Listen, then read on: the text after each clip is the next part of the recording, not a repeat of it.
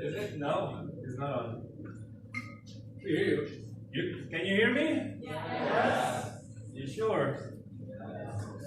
I don't hear myself. Okay. Well, thank you very much. Please a round of applause for Milan, our host tonight, and for all of our comedians.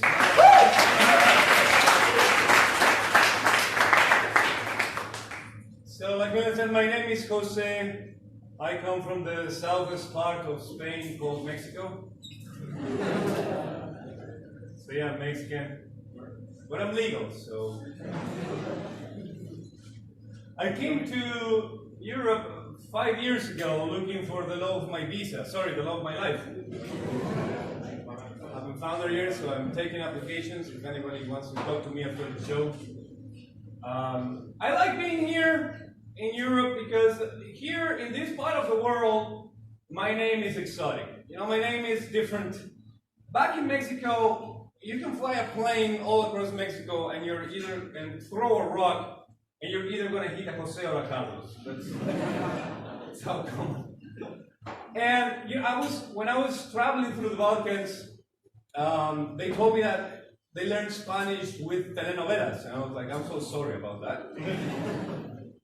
But it's true, and especially the girls, when they knew that I was from Mexico, they were like, "Oh, Mexico, sí, estoy embarazada de tu hijo," which I don't know if you know, but it means I'm pregnant with your son. So I was like, I really hope you're not. I just met you, so shook your hand. But it's true, they have a point. It is a very telenovela kind of name. You know, usually a telenovela you would have two Mexican men, right? One standing in front of each other. It's a Mexican stand-up. And on the back, you have this beautiful hacienda with the horses and the fountain and everything. You have these two guys looking like badasses, you know, with the sideburns and the mustache, and sombrero and poncho and the pistols, ready to kill each other, you know? One of them goes like, Jose Carlos Moreno Mendoza. And the music goes like, dun, dun, dun, dun. It was you. Yeah. I know it was you. You left Lupita González Hernández pregnant. Cabrón. Close up to the eyes of Jose Carlos. And then they fucking cut it because they're so fucking dramatic, you know, like that whole scene takes just one episode, 1 hour. So it's true, I have an exotic name and I like it because, you know, usually when I see a pretty lady in a bar here, all I have to do is go and say hello and I go like, hola, me llamo Jose Carlos Moreno. And she's like, ah. And I'm like, yeah. And then I sing a Mexican song in her ear, and she falls enamored in my arms, and I take her to my room, and I make love to her all night long, gently but passionately. That's exactly how it happens, every time. In my head. Because in real life, I'm too shy to speak to them. But I don't know, I'm getting used to women come to me, and it's funny because here, you know, I feel like an exotic animal. Here, women, they hunt me, and they eat me, but the next day, they release me. You know, the next day, they let me go. I'm like, can I go? Yes. Yeah, go. Yeah, you're free. Go, little Mexican. Go hunt for your visa or whatever it is you're looking for. I'm like, all right, fair enough. Thank you very much. Which is not really what I want because I am really looking for love. My Mexican values need me to have a partner, and I am single, believe it or not. I think it's because I studied filmmaking, and when you study filmmaking, it's really hard which part of the industry you're going to work in. Like if you're going to work as a bartender or as a waiter or a receptionist, it's really hard. And so, you know, since I've been single, I've been playing a lot of video games. I don't know if you play these games, but I finished Tinder, and I finished Bumble, and and I didn't get any matches because I don't have a picture of me hiking or at the gym.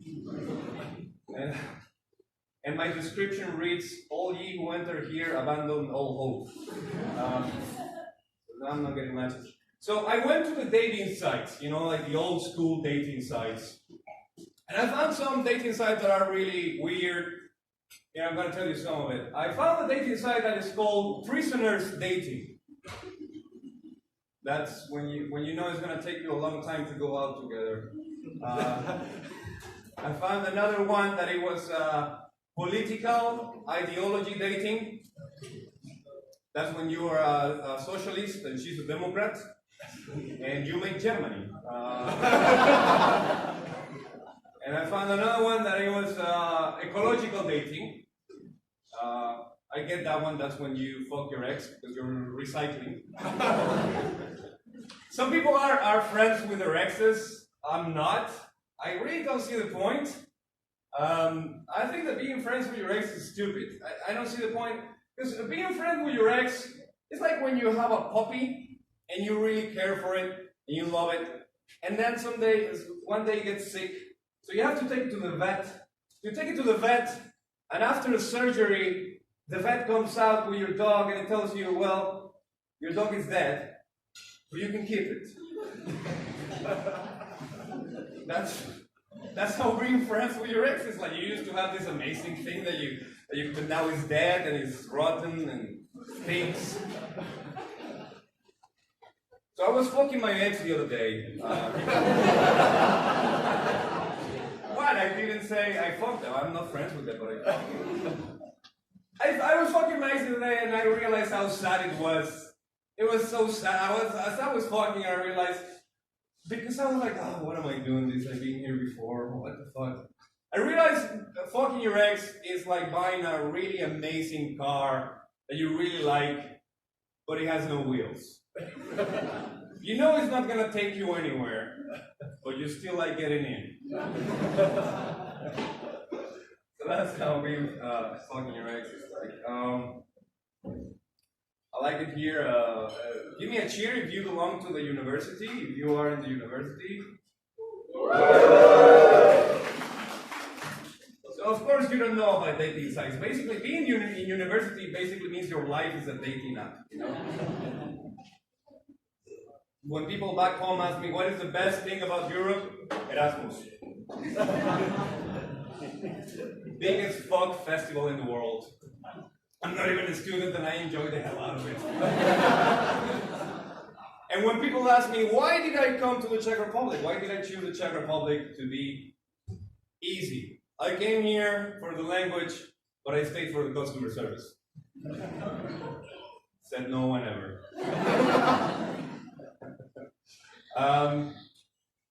Let me tell you I've been here for years, but I remember the first night I came here as a tourist. I went to this place, I don't know if you've been there, it's called James Dean. You know this place called James Dean? Fuck that fucking place. It's a fucking shithole. Honestly, I didn't... What's that? I was drunk and I ended up there, my first night in Prague. I ended up there and I was drunk on my own. And it was like being in the seventh circle of hell. We're surrounded by demons. And I was just at the bar, just trying to figure out what these weird people were doing there. And it was full, there is a dance floor, and it was full. And I see a guy coming, and there is this tall black dude, and he has an afro, and he's wearing sunglasses, and he's wearing nothing else but a bathrobe and a speedo, like a thong, and also a rolling skates. And so I'm looking at him like, what the fuck is this? What am I looking at? And so like, he realizes that I'm looking at him, and he locks eyes contact with me. And he comes to me rolling, and he opens the dance floor like Moses opened the Dead Sea, like. He comes to me and he says, hey handsome, would you like a popper? I don't know if you had a popper before, but they're not shit friendly, And so I was like, that's my cue to get out of here. So I was like, I gotta get out of here. So I left, I took the popper and then I left. And so I'm out of battery. I'm out of battery, and I don't. And the first time in Prague, it's like the center of Prague is a fucking maze. I have no idea where I am, and I'm tired, and I'm drunk. And everybody told me never take a taxi when in Prague. If you're a tourist, they're gonna rip you off. So I'm like trying to find my hostel. But after an hour, I can find it, so I'm like, fuck it, I'm just gonna take a fucking taxi. And I take a taxi, and I get in it, and I show him my hostel card, right? And I go, please take me here. And the cab driver looked at the card, and looked at me, and looked at the card, and looked at me, and went, are you sure? Yeah, I'm sure it's staying there. And he was like, all right, come here. I went, it's right there. And I looked at the card, I looked at him, and I looked there, and he was right. But it was like a half a block away, so I told him, I don't care, take me there. Because I just had a fucking popper. I was about to explode. What else can I tell you? But I fell in love with the city. I really fell in love with the city. It's a fantastic city. And I remember I fell in love with a girl, and we moved in together, a Czech girl. And it was fantastic. But after a while, the cultural differences started to pop up. Like for example, there was this thing that it was super weird, because whenever we ate, whenever we were having a dinner or something, if I would leave something on the plate, she would come and with a Tupperware. You know what a Tupperware is? Like this plastic container, and store the food, and then store it in the fridge. All right, maybe she wants to eat it later. But this was recurrent. Every fucking time that I left anything, it could be one fucking broccoli or 2 pieces of fries, and she would store it and put it in the fridge. After a couple of months, my fridge was full with shit, like with different foods and different sizes of Tupperwares. So I think that was enough. So next time I'm eating and I leave something on purpose, and she pulls out a Tupperware, and she's putting it in, and I'm like, what the fuck is wrong with you? And she said, well, you never know. What do you mean you never know? The war is over, you're fine, you're gonna be, you can feel the ghost of, communism there. A lot of people give Czech people a hard time, because it's true. Well, if you compare Czech people to Mexican people, it's true. Czech people are much more reserved. But my best friend in the world, he's Czech, and he's just the most fantastic guy that I've ever met in my life. And he's successful, and he's such a valuable human being. And it only took me 4 years for him to trust me. Really like a record for Czech standards, I think we got off on the wrong foot, because, when I met him in Mexico, when you meet someone and you like them, usually it doesn't take long for them to invite you to their house to have some drinks. So after a couple of meetings, I invited Daniel, my friend, to have dinner at my place. And I told, come to my place. And he was like, yeah, just come to my place, it's fine. And he wasn't trusting me. And then I tell him this Mexican famous phrase that is like, mi casa es su casa, which means, my house is your house. Yeah, apparently he didn't know that phrase, because he thought I was a communist.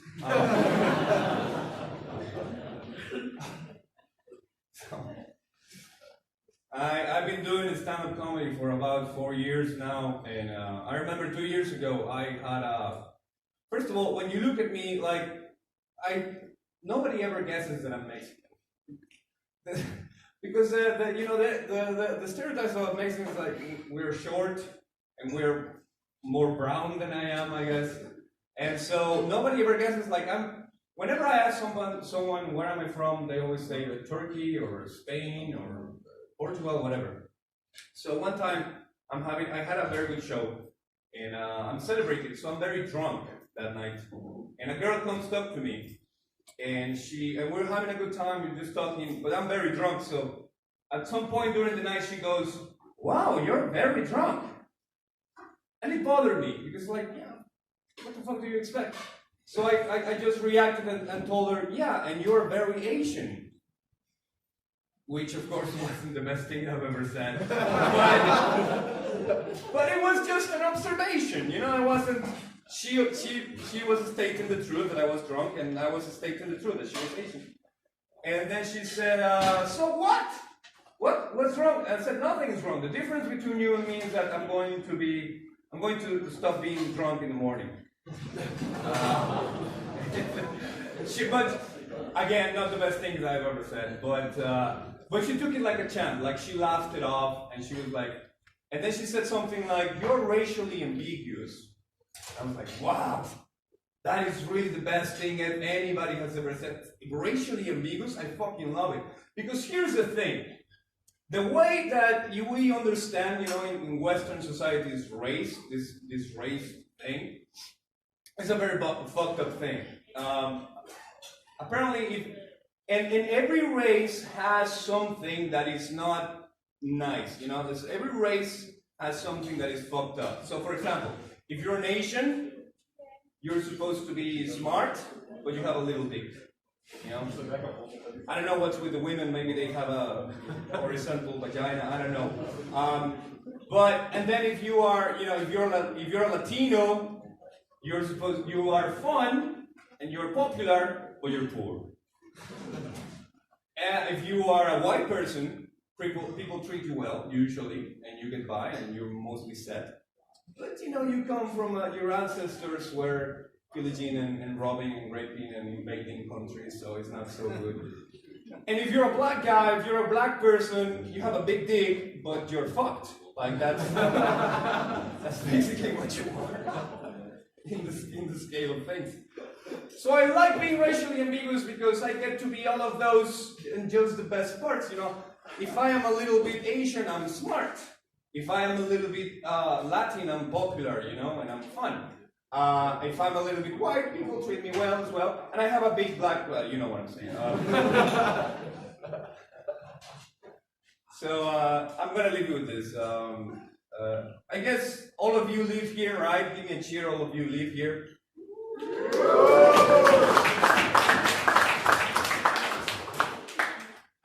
Okay, so one of the things that happened to me here that was really outstanding, to say the least. What the fuck happens every first Wednesday of every month in this city? You know, it's like Prague turns into Silent Hill. There's this huge alarm, like, wham! Like, imagine me, like, this is my first week in Prague, and I'm just walking down the street, as you know, minding my own business, thinking normal Mexican thoughts, like, yeah, what? Tacos are nice. White people look the same. And then all of a sudden, wham! And I'm like, what the fuck is going on? Because I'm in Europe. I'm in the center of Europe. I'm like, World War III is going on right now.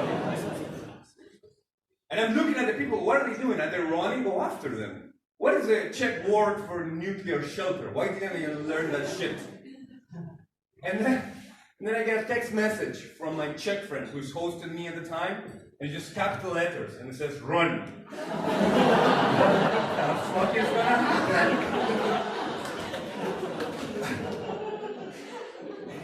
And I'm just looking at the sky and like, is it the Germans? The Germans are... and I'm not, no, they're not the Germans. The Germans are the good guys now. They're still feeling guilty for killing a gazillion Jews. Let them feel guilty a little bit longer. And I looked at, what is it then? Is it the Russians? The Russians are coming back. And I looked around and I realized, oh, how stupid of me. It's not the Russians, they're not coming back. They never left. No offense to Russian people. I had a Russian girlfriend once, and it turned out that once was enough. Russian girlfriends are like Spotify. They're amazing the first month, then it gets really shitty if you don't pay. How much time do I have left? That's it? Okay, well, that's my time. Thank you very much, guys. Enjoy the rest of the